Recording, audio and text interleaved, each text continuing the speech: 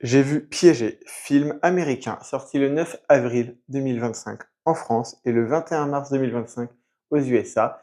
Il s'agit d'un remake d'un film argentin 4-4 sorti en 2019, film interdit aux moins de 12 ans et on en parle maintenant. L'histoire, Eddie, jeune voleur de voiture, tente de dérober un véhicule luxueux. Il va cependant rester bloqué à l'intérieur de celui-ci, qui est contrôlé à distance par son propriétaire, qui n'a qu'une seule idée en tête, se venger d'Eddie. Box office, 40 000 entrées en France en première semaine. On va pas se mentir, c'est pas très bon. Mais bon, film interdit moins de 12 ans, film sans une énorme promo, forcément, ça aidait pas. Aux USA, il a déjà récolté 1 632 000 000 d'euros. Et sur le niveau mondial, il est à 2,1 millions d'euros. Est-ce que c'est bon? Est-ce que c'est pas bon? Bah ça, on ne saura pas parce que je n'ai aucune idée de son budget. On va pas se mentir, les chiffres sont pas extraordinaires, ne serait-ce qu'en France, 40 000 entrées en première semaine, c'est pas énorme. Et si réellement ça avait été un énorme carton, on aurait entendu beaucoup plus parler. Mon avis, Anthony Hopkins, qui joue le rôle du propriétaire, est excellent. Il s'agit d'un huis clos dans la voiture et l'histoire se concentre surtout sur Eddie, le voleur.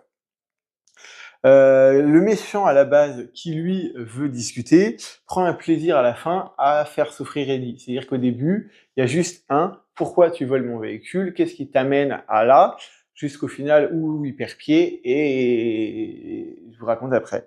Mais j'aime bien ce côté où juste lui c'est pourquoi tu voles ma voiture jusqu'à cette montée en puissance de la violence.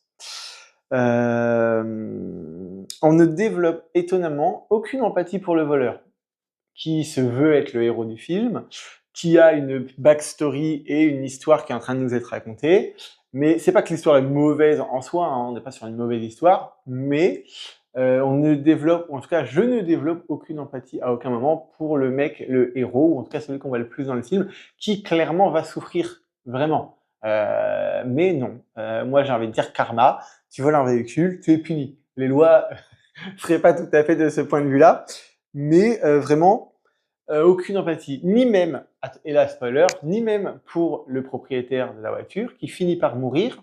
En fait, c'est pas que ça nous fait ni chaud ni froid. On est dans l'histoire et c'est un super histoire, c'est une super histoire, pardon, et un super film. Vous le verrez, là, je vais vous passer un classement bientôt des films que j'ai vus au cinéma, de celui que j'ai le plus aimé à celui que j'ai le moins aimé. Il est plutôt bien classé.